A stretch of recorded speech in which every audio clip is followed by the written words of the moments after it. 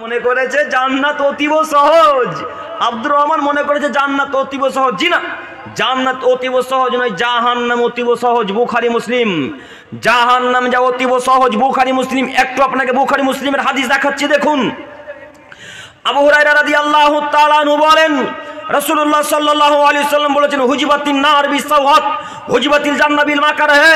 আদমের ছেলে মেয়ে শোনো, জাহান্নাম ইচ্ছা করলে পাওয়া যায়, জান্নাত ইচ্ছা করলে পাওয়া যায় না। জাহান্নাম ইচ্ছা করলে পাওয়া যায়, জান্নাত ইচ্ছা করলে পাওয়া যায় না। জাহান্নাম ইচ্ছা করলে পাওয়া যায়। আল্লাহ নবী বলছেন, জাহান্নাম রাস্তাতে পড়ে আছে, আর জান্নাত কষ্টনীতি কায়দা ক্লেশ দিয়ে আল্লাহ তাআলা ঘিরে দিয়েছেন, এর নাম জান্নাত। জান্নাত যদি কেউ পেতে চায় তাহলে অতীব কষ্ট করে জান্নাত পেতে হবে। আর কেউ যদি মনে করে জাহান্নাম যাব, তাহলে এখনই আব্দুল করিমকে গালি দেখ, জাহান্নাম প্রস্তুত রেডি হয়ে আছে। কেউ যদি মনে করে আমি জাহান্নাম যাব, এখন তার মাকে গালি দেখ, এখনই জাহান্নাম প্রস্তুত, মরলেই জাহান্নাম। মুনকার নাকির বাটাম নিয়ে দাঁড়িয়ে আছে, বাটাম না ফাটিয়ে দেয় মেরে। মরে দেখো একবার তুমি আব্দুল করিমকে গালি ঠিকই দিতে পারো, আব্দুল জব্বারকে গালি ঠিকই দিতে পারো, তুমি তোমার আব্বুকে গালি ঠিকই দিতে পারো, কিন্তু বেটা তুমি বোঝনি কিয়ামতের মাঠ কত কঠিন, কবর কত কঠিন। তোমাকে আমি কি দিয়ে বুঝাই?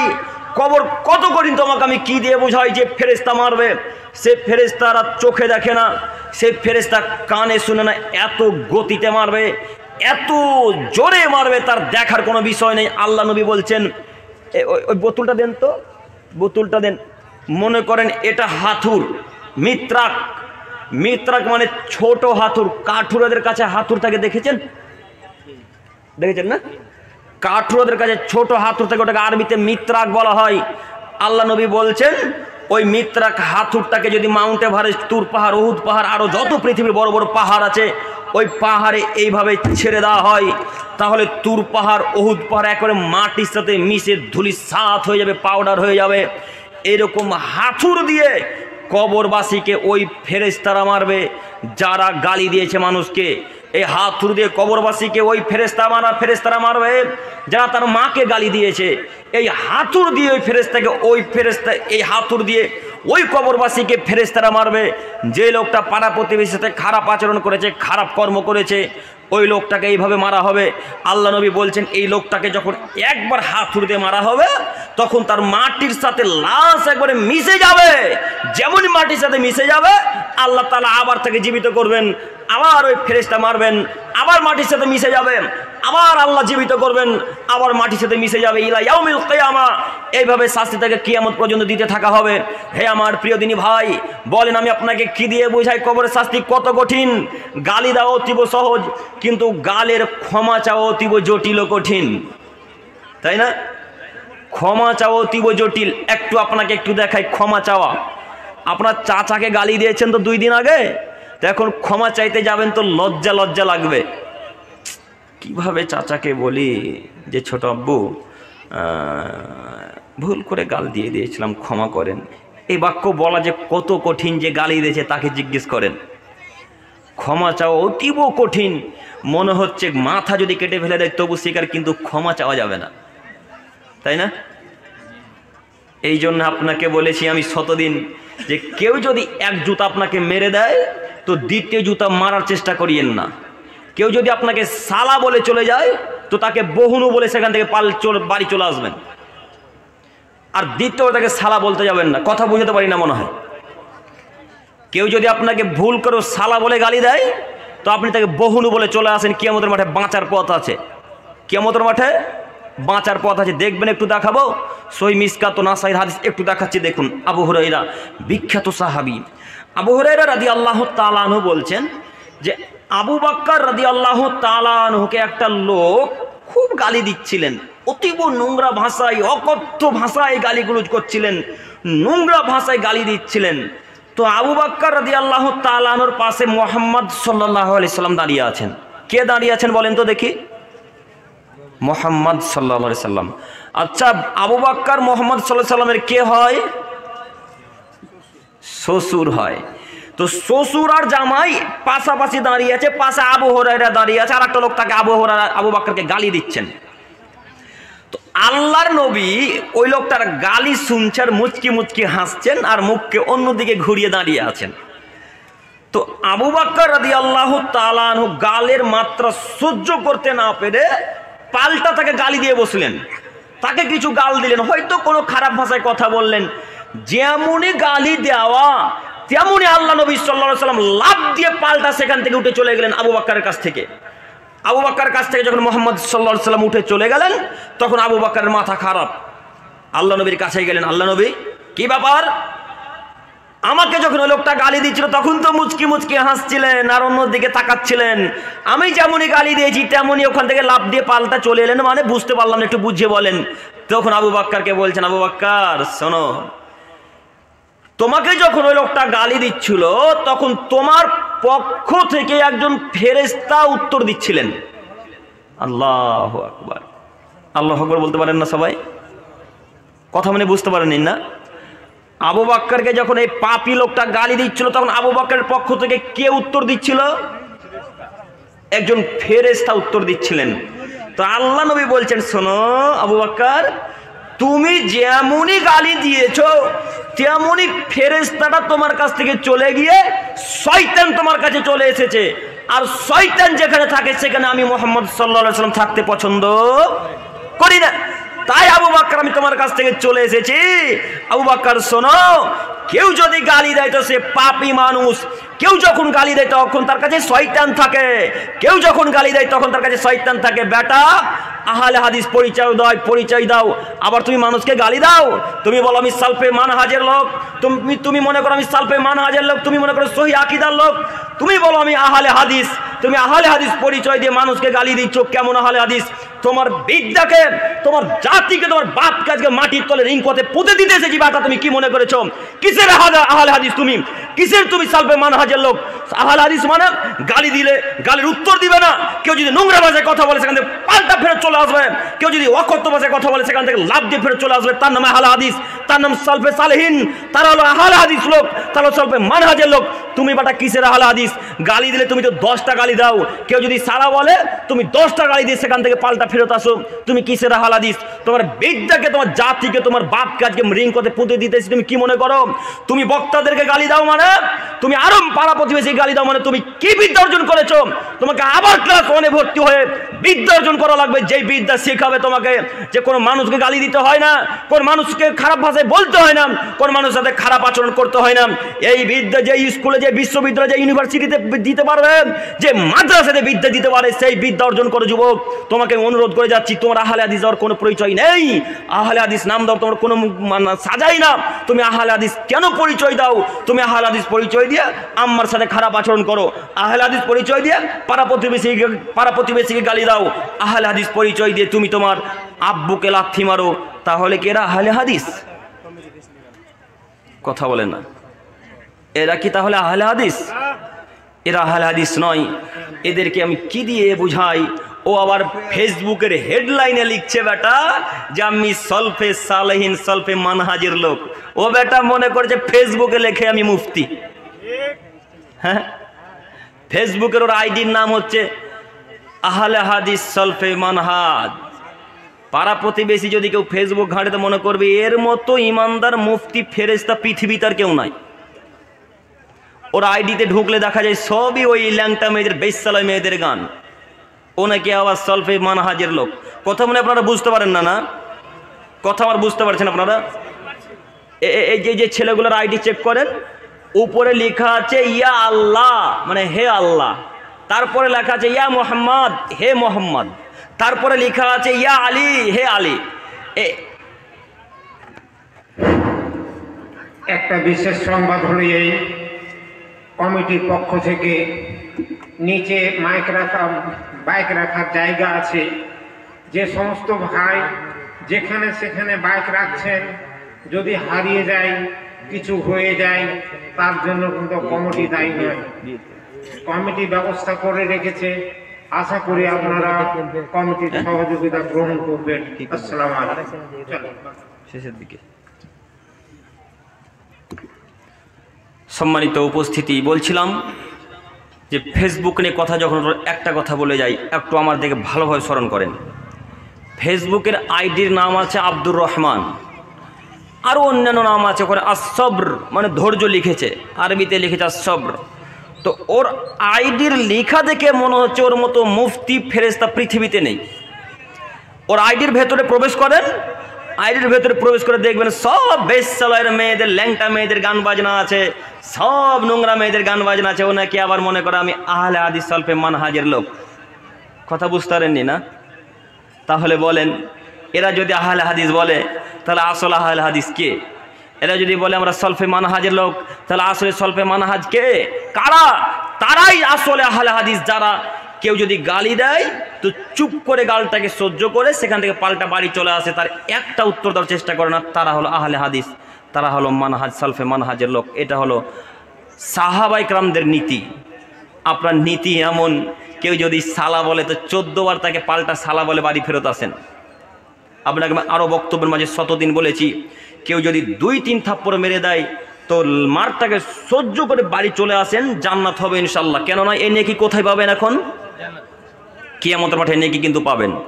অতএব আপনাকে আমি আরও অনুরোধ করে বলি, হে আমার প্রিয় দিনী ভাই, আহলে হাদিস নাম দেন, কোনো যায় আসে না। সলফে মানহাজ নাম দেন, কোনো যায় আসে না। আরও অন্যান্য ওই ইত্যাদি ইত্যাদি নাম দেন যেগুলো সাহাবে কেরামদের সাথে মিলে, এরকম অনেক নাম দেন, আমাদের কোনো যায় আসে না। তবে একটাই আমাদের বাধা, ওই জায়গাতে গিয়ে আপনি গালি দিচ্ছেন কেন? ওই জায়গাতে গিয়ে আপনি মানুষের নোংরা ভিডিও ছাড়ছেন কেন? ওই জায়গাতে গিয়ে আপনি নোংরা মেয়েদের ভিডিও ছাড়ছেন কেন? এই নীতি পরিবর্তন করেন। হে প্রতিপালক, তুমি আমাদের সকলকে বুঝার তৌফিক দান করো। সকলে বলি আমিন। সম্মানিত দিনী ভাই ও বোন, বলছিলাম মহান আল্লাহ তাআলা বলেন, সাবিকু ইলা মাগফিরাতিম মির রাব্বিকুম ওয়া জান্নাহ। হে পৃথিবীর মানুষ, তোমরা শোনো, তোমরা আল্লাহ তাআলার ক্ষমা এবং জান্নাতের দিকে দৌড়ে চলে যাও। আল্লাহ বলছেন সাবিকু ইলা মাগফিরাতিম মির রাব্বিকুম ওয়া জান্নাহ। হে পৃথিবীর মানুষ, তোমরা আমার ক্ষমার দিকে, আমার জান্নাতের দিকে দৌড়ে এসো, ধাবিত হও, দৌড়ে এসো। আর দুহাকার দি সামাই ওয়াল আরদ, যেই আসমানের প্রশস্ততা, যেই জান্নাতের প্রশস্ততা জমিন ও আসমানের প্রশস্ততার সমান, যেই জান্নাতের প্রশস্ততা জমিন ও আসমানের প্রশস্ততার সমান। একটু আপনি আমার দিকে তাকান, আজ পর্যন্ত কোনো বৈজ্ঞানিক, কোনো মানুষ জানে না জমিন থেকে আসমানের দূরত্ব কত। আজ পর্যন্ত কোনো বৈজ্ঞানিক, কোনো মানুষ জানে না যে জমিন থেকে আসমানের দূরত্ব কত। আপনারা হয়তো মনে করছেন এই যে মেঘ বাদলগুলোকে দেখতে পাচ্ছেন এটাই আসমান, তাই না? এটাই কি আসমান? এটা আসমান নয়। এর থেকে কত কোটি কোটি কোটি কোটি কোটি কোটি কোটি কিলোমিটার দূরে যে আসমান আছে আল্লাহু আলাম, আল্লাহ তাআলা ভালো জানেন। যদি কেউ প্লেনে উঠে থাকেন তো দেখবেন এই এই বাদলগুলোর উপরে যখন চলে যাবে তখন পুরোটাই ফাঁকা, পুরোটাই ফাঁকা। এইগুলো মাত্র মেঘ, বাদল, ধোঁয়া, এইগুলো আমরা মনে করি আসমান। জি না, এইগুলো আসমান নয়। অনেক উঁচুতে আসমান, আল্লাহ তাআলা ছাড়া কেউ জানে না। আল্লাহ বলছেন আর দুহাকারদি সামাই ওয়াল আরদ, আমার জান্নাতের প্রশস্ততা হচ্ছে জমিন থেকে আসমানের প্রশস্ততা সমান। আজ পর্যন্ত মানুষ জানে না জমিন থেকে আসমানের দূরত্ব কত। তাই আপনাকে আমি বলি, এই জান্নাত যদি পেতে চান তাহলে আপনাকে আল্লাহর ক্ষমার দিকে, আল্লাহর জান্নাতের দিকে দৌড়ে যেতে হবে। তো আল্লাহর ক্ষমার দিকে কে দৌড়ে যায়? আল্লাহর জান্নাতের দিকে কে দৌড়ে যায়? 1999টা মানুষ আল্লাহর ক্ষমা থেকে দূরে, 1999টা মানুষ আল্লাহর ক্ষমা থেকে দূরে।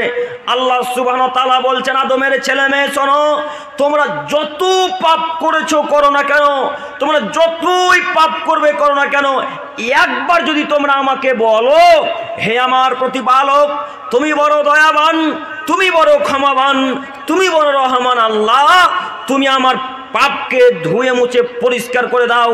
মুহাম্মদ সাল্লাল্লাহু আলাইহি সাল্লাম বলছেন, এই বাক্য বলতে যতক্ষণ দেরি আল্লাহ তাআলা ক্ষমা করতে দেরি নয়। আল্লাহু আকবার। আল্লাহ সুবহানাহু ওয়া তাআলা ক্ষমা করতে প্রস্তুত। আল্লাহ তাআলা শুধু ক্ষমা করার জন্য প্রস্তুত হয়ে আছেন। কে আমার কাছে ভিক্ষা চাইবে আমি তাকে ক্ষমা করে দেব, কে আমার কাছে ভিক্ষা চাইবে আমি তাকে ক্ষমা করে দেব। তাই আল্লাহ বলছেন, তোমরা আমার ক্ষমার দিকে, আমার জান্নাতের দিকে ধাবিত হও, দৌড়ে আসো, আমি তোমাদেরকে ক্ষমা করে দেব। একটা বুখারী মুসলিমের হাদিস আপনাকে দেখাই, একটু আপনি আমার দিকে তাকান। আবু হুরায়রা রাদিয়াল্লাহু তাআলা আনহু বলেন, সামি'তু রাসূলুল্লাহি সাল্লাল্লাহু আলাইহি ওয়াসাল্লাম ইয়াকুল, আমি মুহাম্মদ সাল্লাল্লাহু আলাইহি ওয়াসাল্লামকে বলতে শুনেছি, তিনি বলেছেন, আমার বান্দা যখন আমারকে চায় আমি তখন সেইভাবে থাকি। হাদিসে কুদসি ইয়াকুলুল্লাহু তাআলা, আল্লাহ তাআলা বলেন। হাদিসে কুদসি মানে যে কথা আল্লাহ তাআলা মুহাম্মদ সাল্লাল্লাহু আলাইহি সাল্লামকে ডাইরেক্ট বলেছেন সেটাকে হাদিসে কুদসি বলা হয়। এই হাদিসে কুদসি আল্লাহ বলছেন, এ মুহাম্মদ সাল্লাল্লাহু আলাইহি সাল্লাম, আপনি আদমের ছেলে মেয়েকে বলেন যেইভাবে আমার বান্দা আমাকে চায় আমি সেইভাবে থাকি, যেইভাবে আমার বান্দা আমার কাছে ভিক্ষা চায় আমি তাকে সেইভাবে ভিক্ষা দিই, যখন কোনো বান্দা আমার কাছে চায় আমি তাকে তাই দিয়ে দিই, এইভাবে আমি তার সাথে থাকি। যখন কোনো বান্দা আমার দিকে এক পা হেঁটে আসে আমি তখন তার দিকে 2 পা হেঁটে যাই। কথা বুঝেননি? কোনো মানুষ যদি আল্লাহর দিকে 1 পা অগ্রসর হয় আল্লাহ তার দিকে কতটা এগিয়ে আসেন? 2 পা। পরের অংশে আল্লাহ নবী সাল্লাল্লাহু আলাইহি সাল্লাম বলছেন, আল্লাহ তাআলা বলছেন, কেউ যদি আমার দিকে 2 পা হেঁটে আসে তাহলে আমি তার দিকে 10 পা এগিয়ে যাই। বুখারী মুসলিম। সম্মানিত দিনী ভাই, কে আল্লাহর কাছে ভিক্ষা চায়?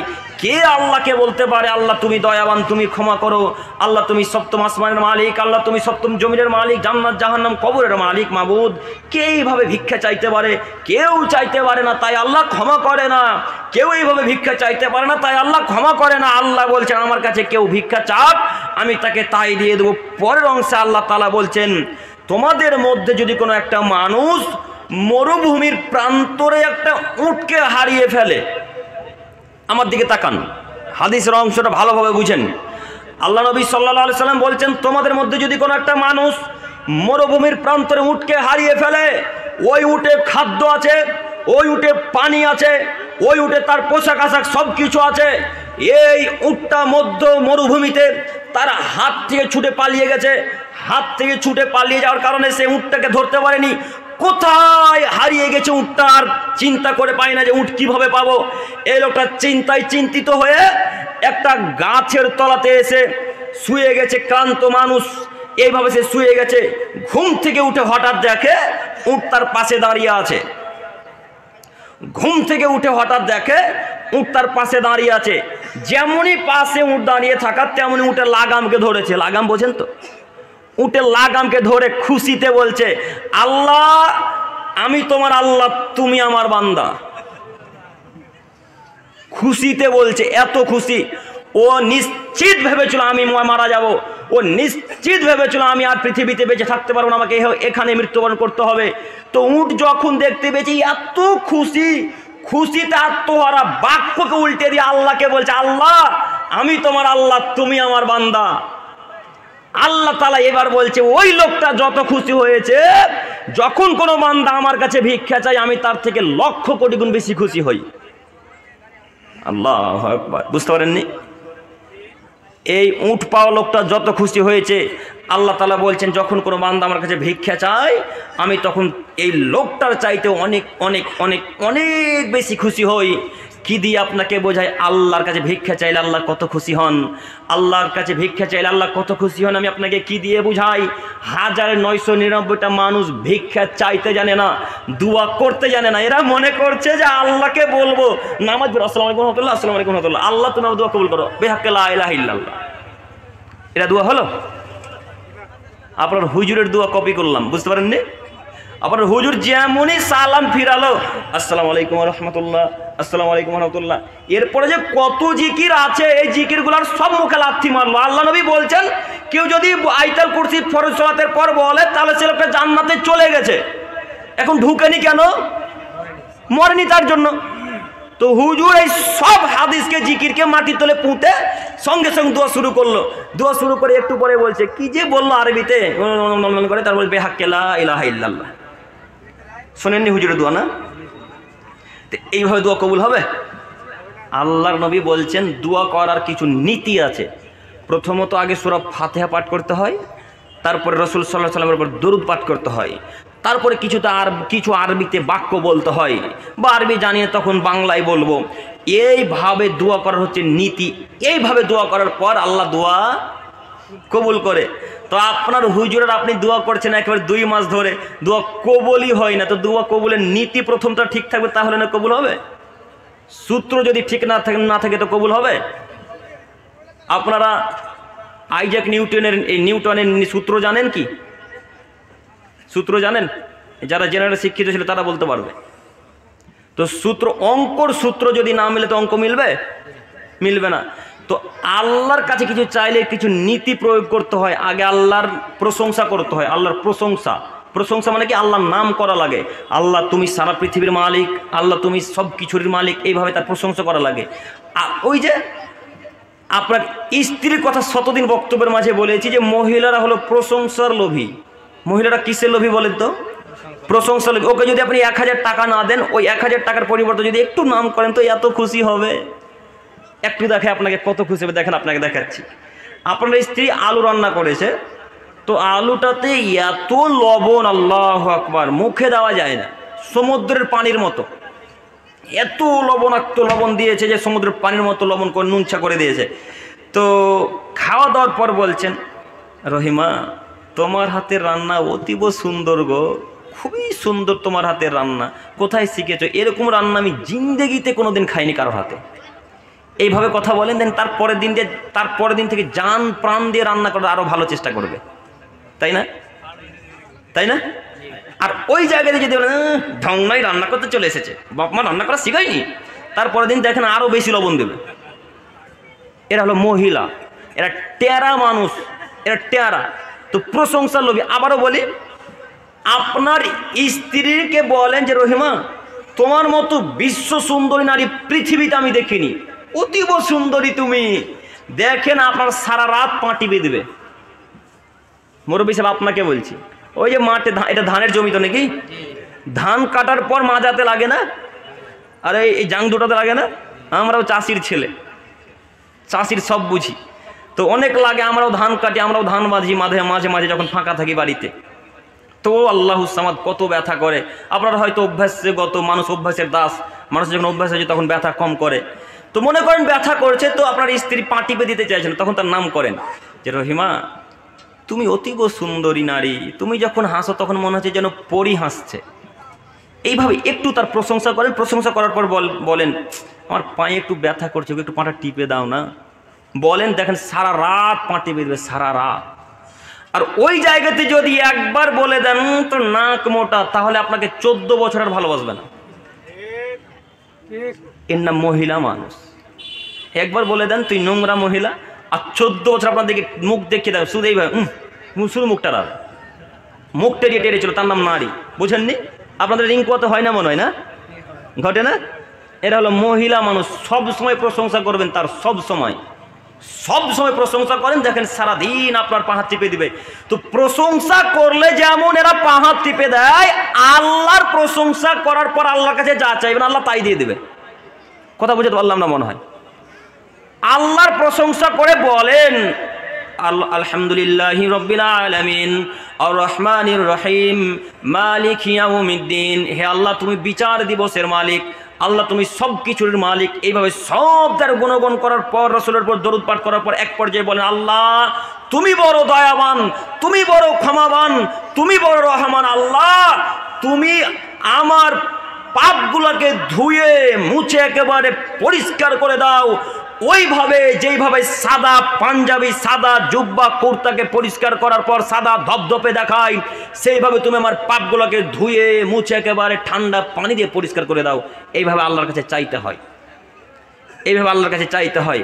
আপনার আব্বু মারা হলো আজকে 3 বছর, তো 3 বছরে একদিন আব্বার কবর জিয়ারত করতে গেছেন? এই ছেলে তোমাদেরকে বলছি, তোমার আব্বুর মরণ আজকে 3 বছর, 3 বছরে একদিন বাপের কবর জিয়ারত করতে গেছো? যাওনি। তুমি শিক্ষিত, জেনারেল শিক্ষিত ছেলে, তুমি জেনারেল শিক্ষিত, শিক্ষা গ্রহণ করার পর 3 বছর পর বাপের কবরের কাছে যাওয়ার আগে তোমার আগে হুজুরের কাছে যাওয়া লাগে, তাই না? হুজুরের কাছে যেতে হয়। হুজুরকে গিয়ে বলছে হুজুর এলেন 1000 টাকা, আপনি আমার বাপের কবরটা একটু জিয়ারত করে দেন, চলেন তো। তো হুজুর তো এখন 1000 টাকা পেয়েছে, হুজুরকে এখন যদি শিরক করতে বলেন শিরকও করে দেবে, বেদাত করতে বলে বেদাতও করে দেবে। তো হুজুর বলছে চলো তোমার বাপের কবর দেখা, তোমার বাপকে আজকে দোয়া করে জান্নাতে ভরে দেবো, তারপরে আসবো। তো গোরস্থানে গেছে, 3 বছর মারা হলে তো সেই গাছ গোবরের ওপর অনেক গাছগুছালি বেরিয়ে যায়, তাই না?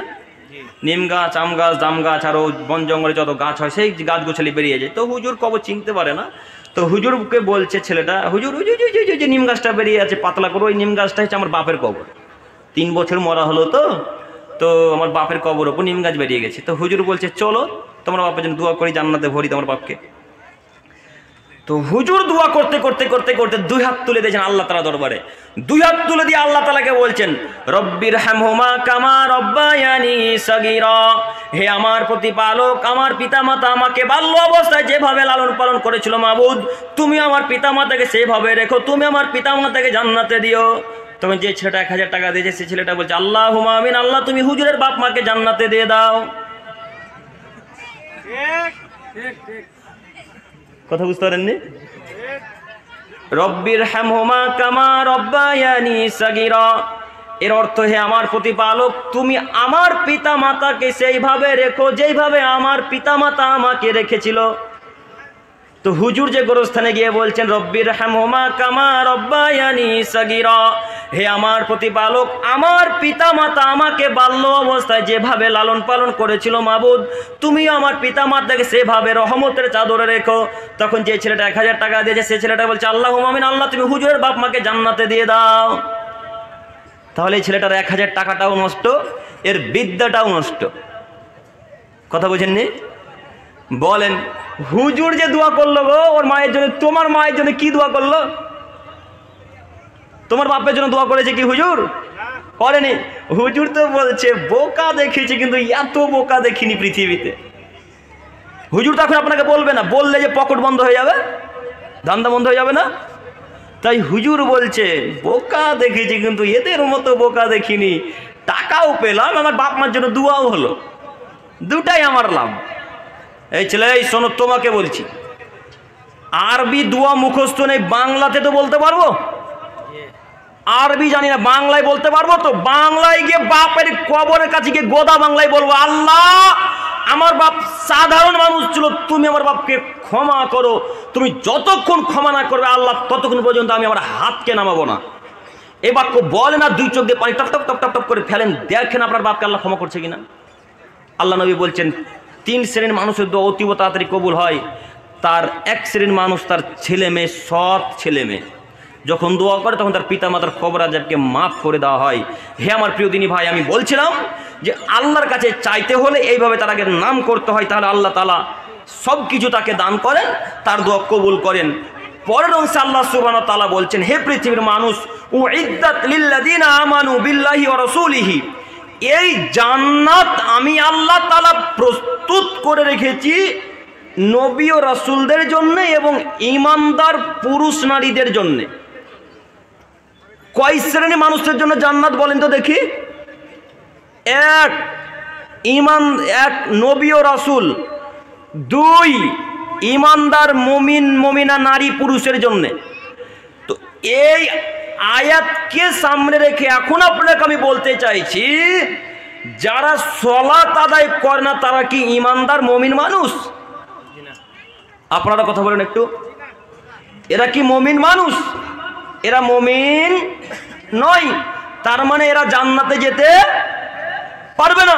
আব্দুল করিম ভাই, জান্নাতে যাবো কি করা লাগবে? জান্নাতে যেতে হলে আপনাকে 5 ওয়াক্ত সালাত আদায় করা লাগবে, তবে জান্নাত হবে। কথা আল্লাহ বলেন, কথা আল্লাহ নবী বলেন। সম্মানিত মুরব্বী সাহেব, কাজেই আপনাকে আমি অনুরোধ করে বলি, মৃত্যুবরণ যদি করাই লাগে তো মুমিন পুরুষ মুমিন নারী হয়ে মৃত্যুবরণ করা ভালো। পরের অংশে আল্লাহ তাআলা বলছেন, ওয়াদাল্লাহুল মুমিনিনা ওয়াল মুমিনাত, আমি আল্লাহ সুবহানাহু ওয়া তাআলা ওয়াদা করেছি মুমিন পুরুষ নারীর সাথে। কি ওয়াদা? জান্নাতিন তাজরি মিন তাহতিল আনহারু খালিদিনা ফিহা, আমি আল্লাহ সুবহানাহু ওয়া তাআলা মুমিন পুরুষ নারীদেরকে জান্নাত দিব, এমন জান্নাত দিব যেই জান্নাতের তলদেশ দিয়ে নদী প্রবাহমান চলতে থাকবে, এরকম জান্নাত আমি ঈমানদার পুরুষ নারীদেরকে দিব।